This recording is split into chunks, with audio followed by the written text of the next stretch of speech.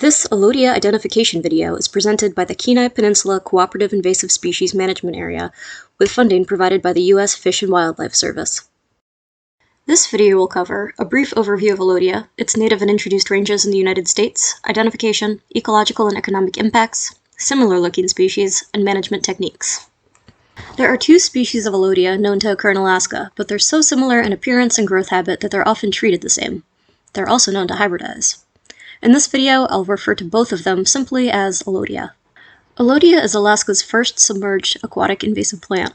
It's popular in home aquariums and was introduced to waterways by folks dumping their aquariums into natural water bodies. However, in Alaska, it is currently illegal to buy, sell, or trade Elodea. It's a perennial and can form tangled mats in wet ditches, ponds, lakes, and rivers. Overall appearance can vary from robust and bushy to weak and sparse, depending on growing conditions. Elodea is native to most of temperate North America, but introduced in Alaska. It's found in standing or slow-moving freshwater and can also tolerate some salinity. It prefers substrates with high iron content, but will grow just about any place it's introduced. It's typically found in water 1 to 8 meters deep, but has also been observed at a depth of 12 meters.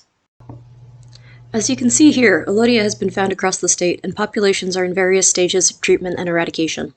On the Kenai Peninsula, it's been treated and presumed eradicated at the following lakes: Beck, Daniels, Stormy, Sports, Hilda, and Sepu.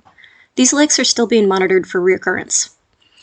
An infestation was found at Sandpiper Lake in 2019, and treatments were initiated in 2020 and are ongoing.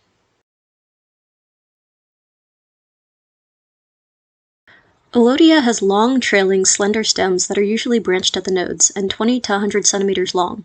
Leaves are sparse near the base and crowded on the upper stem. Both stems and leaves are about the same color and texture: pale to dark green, crisp to flaccid, somewhat translucent. At the ends of stems, you may or may not see densely crowded overwintering buds. Leaves are in whorls of 3 and curved backwards. They're straight to lance-shaped to oblong.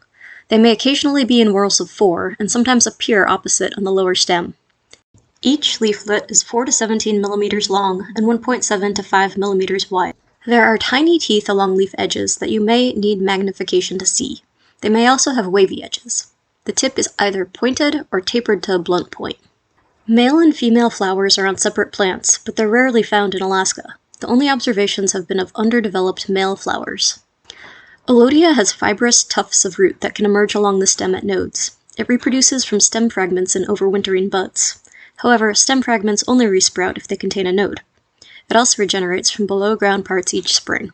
Stem fragments can be spread by waterfowl, boat props, boat trailers, and float planes, and on fishing equipment, and also spread by frozen ice during spring breakup and by free-floating natural drift. Please help us stop aquatic hitchhikers and clean, drain, and dry your boats, planes, fishing gear, and equipment before entering and leaving lakes.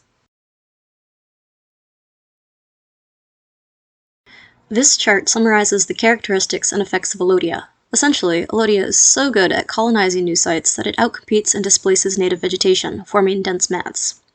These mats create a dominant tall vegetation layer, further suppressing lower layers and outcompeting native species for space and nutrients.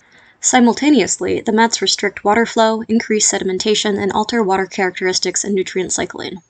The result is an overall loss of biodiversity, degradation of fish habitat, and recreational hindrance. Moreover, an assessment of the potential economic impacts of Elodea found that if left unchecked, it could cause a loss of $159 million annually to sockeye salmon fisheries. There are species that are similar in appearance and growth habit to Elodea. Most of these are also not native to Alaska and could be extremely invasive if introduced.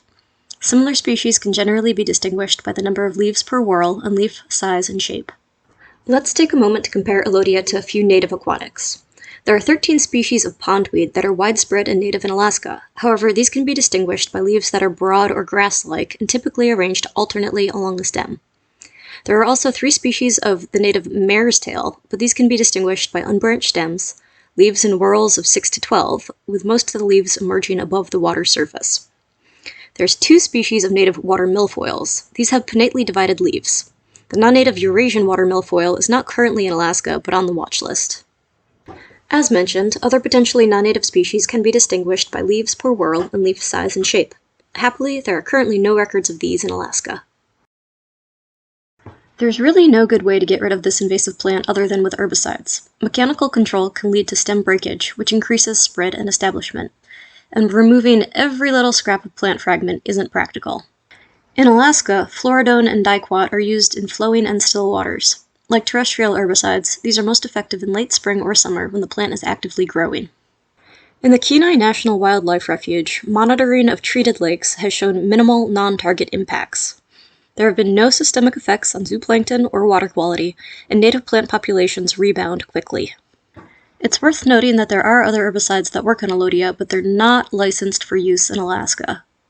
Thanks for watching. Let's keep Alaska wild and free of invasive species. Visit KenaiInvasives.org to learn more.